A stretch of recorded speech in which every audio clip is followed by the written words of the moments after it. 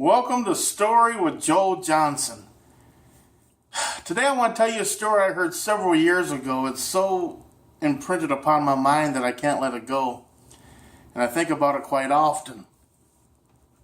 But before I tell you the story, I want to first tell you a quote I heard from about Socrates. They asked Socrates, how do I get to Mount Olympus? And Socrates, basically said it's quite simple. Just make sure every step you take gets you closer to your destination. Make sure every step you take gets you in that direction. And I guess a lot of people really don't get that. And we all kind of mess up in life. We all mess up in life. And very few ever really reach the destination that they really want to get to. And we reach it in some areas and we don't reach it in others. None of us are perfect. I myself am in that class. Jesus said really there's three things that keep you from reaching your potential, reaching where you want to go. And he said those three things were the deceitfulness of riches, worries of this life, and lust for other things. It's really quite that simple. And if we haven't learned yet, we should learn sooner than later that success and failure are both imposters. Let's be quite clear on that. They are both imposters. A lot of times failure looks like success, or success really is failure. I know people who do very well in life, and they really don't go through struggles, and then when they go through a struggle, they quit.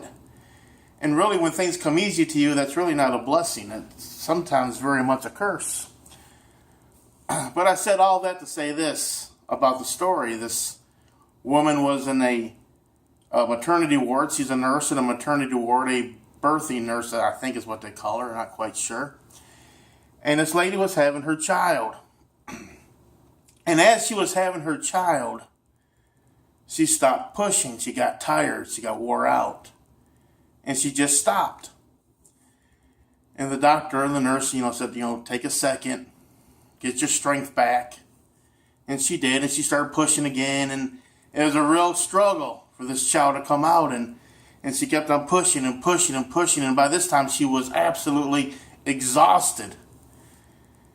And the doctor and the nurse looked at each other. They've been doing this for quite some time together, and they read each other's eyes as is to say, oh my God, we're going to lose this child if she doesn't push. So the birthing nurse, I guess is what we'll call her, she grabbed a mirror and she pointed it so the woman could see the very tippy top, the very crown of the baby's head. And the birthing nurse said, don't give up.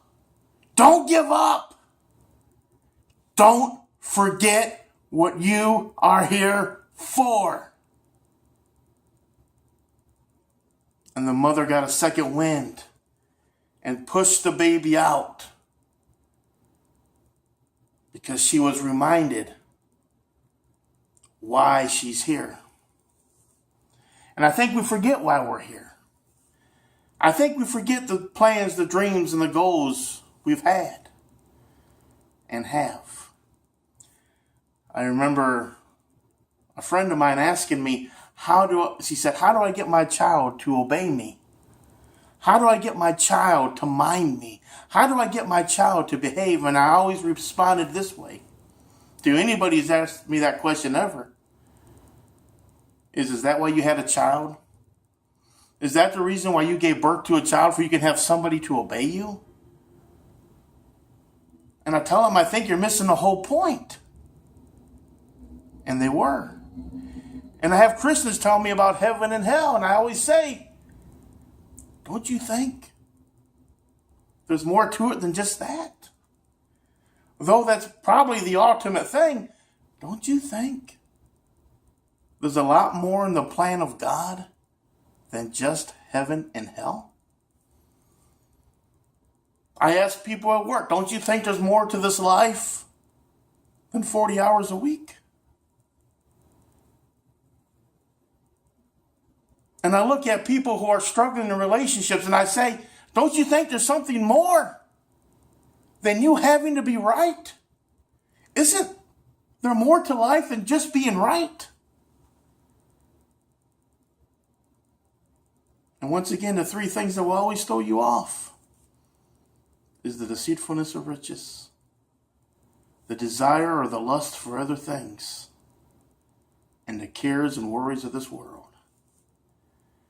Put in a nutshell, there's always going to be distractions.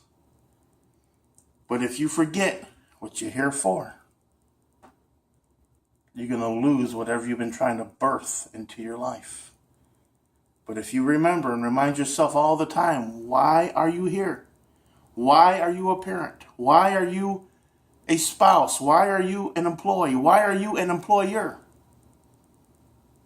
I think you'll find life much more enjoyable and much more productive. I thank you very much for listening. May God bless you and have a great day.